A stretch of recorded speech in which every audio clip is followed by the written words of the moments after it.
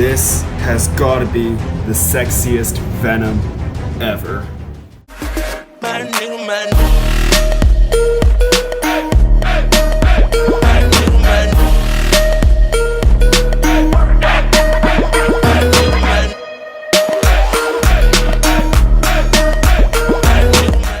Yo, what's up you guys, how's it going? It's your boy ZH Comic Art, and today I'm going to be showing you guys how to draw this super cool Venom step by step. And I recently did a giveaway and I was feeling really nice, so if this video somehow manages to reach 3,000 likes, I am going to be giving this away. Yes, I will make another video, give this away to one lucky winner. Stay tuned for that video. I will keep you guys updated if it does reach 3,000 likes. So make sure you guys hit that like button, comment down below if you want this as a giveaway. I think it looks really cool. I don't know about you. If you don't want to see the full video and you only want to see like the 2-minute time lapse, make sure you check out my previous video because that is exactly what it is. But anyways, if you guys are new here, welcome to the family. So glad you guys are here. The ZHC fam is growing larger every single day because we are on the daily grind, drawing every single day, new post every single day. Anyways, let's go ahead and get this tutorial started. Alright, let's get started. Even though this drawing is going to be super detailed, I'm going to approach it just like how I approach all my other drawings. As you can see, I'm doing a basic underdrawing right now. I'm just focusing on getting the shapes in, the forms in, and I'm roughing in the muscles a little bit. So for this basic form, I'm not really getting any detail in. And as you can see, I'm roughing in the shapes real quick. This is where I kind of want to get all the forms down, all the placement correct, and I'm going to struggle with this face a little bit. You'll see why later.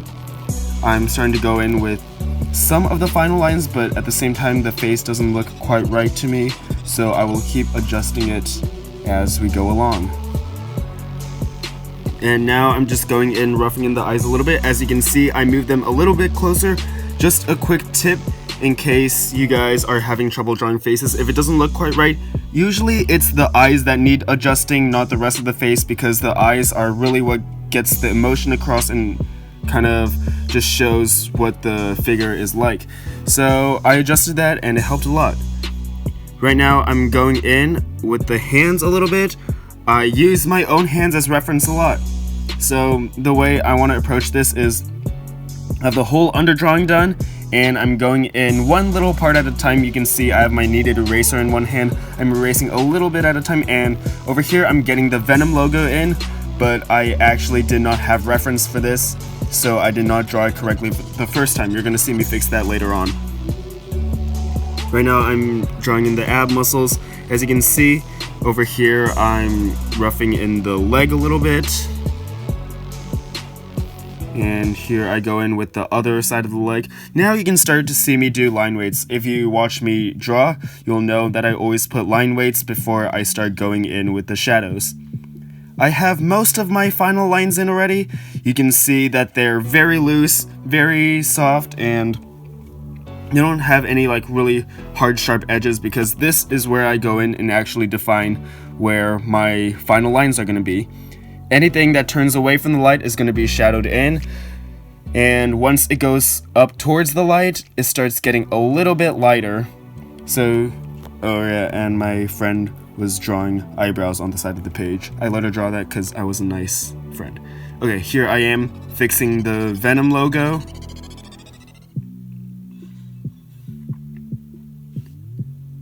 And if you start to smear, I think this is the point where things start to smear a little bit. Just put a piece of paper under your hand, and I'm going in defining everything, all the underside curves, and I think I'm starting to go in with detail over here. So everywhere that has the underside, I start to shadow in, and a lot of times I put little circles. I draw a slash and then another circle at the top, because this kind of shows an indentation. It goes up and then another indentation. So shadowing in the face. The face is usually pretty easy to shadow in, especially if it's a Venom. If you want, you can look at references, but you wouldn't look at a normal face. You'd look at something like a crocodile's face, because they have similar things going on with the teeth. Here's the shoulder. The shoulder, you can kind of think of it as a ball with a lot of striations to it, so that's kind of how I see it in my mind. And you can add as many striations as you want, hypothetically, but at one point you kind of want to balance it out so there's not too many striations. Over here we have the arm. The underside of the arm is going to be a little bit darker, and I forgot to mention, the light source is coming from above, slightly to the left, but mostly from above. So that is what I am basing my shadows on. At this point, I'm going in with the neck. For the neck, a real quick tip I have for you guys is just to put a ton of little triangles inside. For me, I don't really know every single muscle of the neck. I know the sternocleidomastoid and the trapezius muscles. That's the big, long muscle going right from the ear down to the collarbone, and the trapezius muscle, you guys should know what that is. It's part of the back, and everything in between I kind of just add little triangles as shadows and do some guesswork, and after a while you'll get used to it. Here are the abs. The abs and the bottom part's going to be fairly dark. As you can see, I'm shadowing all that in because it is turning away from the light. Some detail on the tongue over there, and a few muscles in the serratus, or a few shadows in the serratus. I'm finishing up the arm over here. I think at this point I'm kind of jumping around because I'm not sure what to do with the hand yet, or the leg. Okay, here I go in with the leg. I'm adding, okay, so there's gonna be a heavy shadow going down the shin, or yeah, the lower leg, because the lower leg, if you think about it, he's kind of in a crouching position, so everything underneath is gonna start to darken up.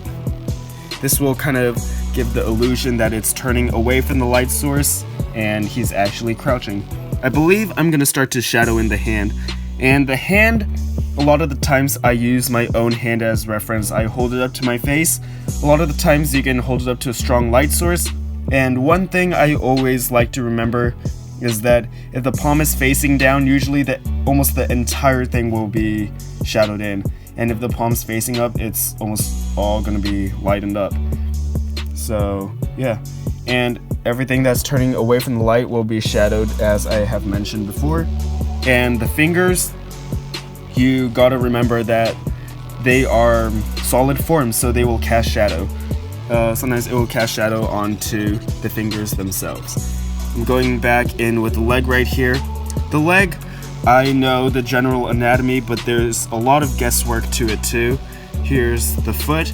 I kind of wanted to make him look like he didn't have toes, but at the same time, I wanted to give him the tendons of the toes, so it looks really muscular, and I just wanted this Venom to look insane.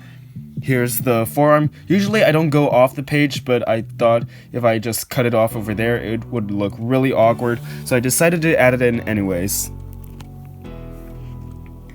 Here's a closer up version of me working with the arm. If a muscle doesn't look quite right, or if it just ends somewhere, make sure you erase it, because it will really draw the attention over there if you do not catch that. And this is my own take on Venom, no references. This was completely my idea, so I started adding spikes to it. I just wanted this Venom to look crazy, something nobody has ever seen before, so I'm just adding a ton of spikes to this Venom. Long tongue, super muscular. It's pretty much the Hulk on steroids, that's what you can call it. And I'm adding a little bit of shadow underneath each tooth. This gives the illusion that there's like a little cavity inside that's filled with shadow, and it'll really make it pop. Over here, she's drawing eyes again. Very nice. She probably draws them better than me.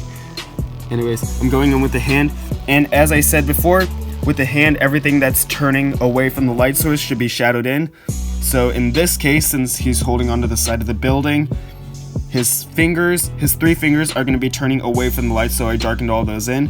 And if you look at your hand closely, if you grab something, your fingers aren't all going to be even. That's a mistake I often see, and it's something I try to avoid. So I always make the index finger point out a little bit more, or maybe there's just like a variation between the fingers. and whichever finger sticks out more, that's going to catch more light, and anything that goes down is going to have a lot of shadow on it. So now I'm going in with my electric eraser, and I'm starting to add in the veins and little ligaments, what you call them? Yeah. So here's a close-up of the veins on the arm, and for veins, a lot of the times I look at not bodybuilders, but people that are fairly muscular, because you can see general vein structures, especially on the arm. I think on the arm and the shoulder there's like a general direction that the veins go, and you can just kind of use those as reference and follow it.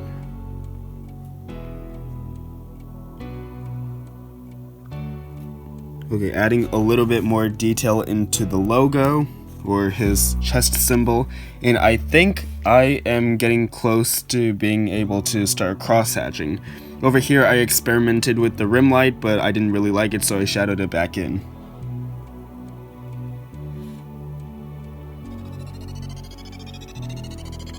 Now I'm just adding the final touches, and I should be able to start cross-hatching. There we go! Our favorite part, guys. We're cross-hatching now. So cross-hatching, as you guys know, you guys kind of want to create a square with the cross-hatching. So you want to cross-hatch one way and then cross-hatch completely, like, so the lines face 90 degrees or a 90-degree tangent, whatever you call it. I think you guys know what I mean. And I'm keeping in mind that I'm following all the forms of my shapes. I have done another cross-hatching video, like how to cross-hatch. Make sure you guys check that out. I did a Venom as well, surprisingly, and you guys will learn a lot from that. It's kind of hard to explain right here since it's sped up, but cross-hatching, pretty much what you want to do is you want to start from the darkest part, kind of cross-hatch your way up so it creates a gradient. Because if you look at painting, a lot of the times you see light to dark, and when I'm penciling right here, there's not really a light to dark since it's going to get inked. Instead, I use cross-hatching as a way to create a gradient going up. And when I do cross-hatch, I usually like to start by choosing the random rounded form, because then it makes my cross-hatching more dynamic. That's just for me. It might not work for you guys, but yeah, if you guys haven't tried that out already, give it a try. Start out with the rounder shapes, and it'll kind of make your cross-hatching feel better as you go. And the flat surfaces are a lot easier, so I save that till the end. And when you're cross-hatching, there's usually one way or one direction that feels more comfortable than the other. In this case, for me, it's from the bottom left to the upper right. So I usually like to turn the page around until it fits my needs and it follows that certain path.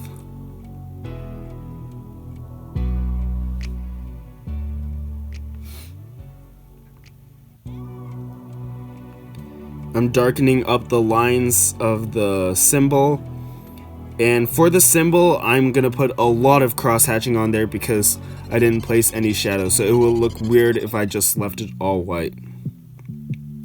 So to replace the shadow, I will, as you guys can see over here, to replace the shadow I'm gonna put a ton of lines, a ton of the cross-hatching lines, so it creates a really slight gradient. Even though you can see the white all the way at the bottom, it still shows that the bottom is darker than the top. Here we are, we're defining the knuckles, going in and shading the tendons, and I think we are almost done cross-hatching here. Final details with the tongue.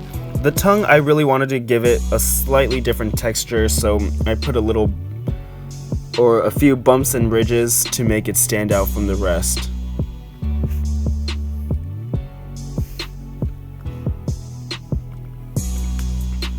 Alright, and over here I'm adding little bumps and ticks to make him look beat up because, I mean, he's a monster and he's not going to have perfectly smooth skin like in those commercials. I'm putting a lot of bumps and ridges, and that really makes him look like he's been through a couple of fights. He's really monstrous, he comes from a dirty place, and he's not just all clean. and it really gives him a more aggressive look. And I'm starting to detail the teeth just a little bit to make it pop out a little bit more. And for the background, I already drew in the buildings earlier, but I put a bowl down, and I'm gonna draw in the moon. So the moon, I really wanted to give it a ton of texture. I actually searched up a reference picture of a moon. I didn't copy it completely, but I just focused on using those shapes to get the idea of a moon down. So this isn't a copy of the picture of a moon, but it has similar shapes. Here I'm freehanding, well, not really freehanding, but just going in with a ruler and drawing buildings.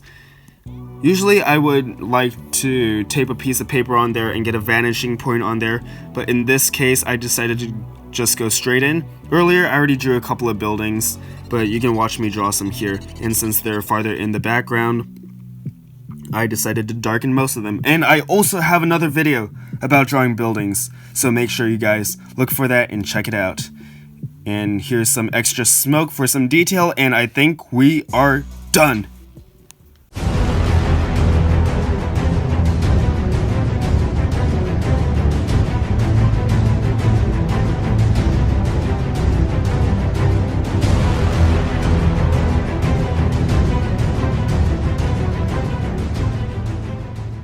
Hey, you guys made it to the end. Thank you so much for watching.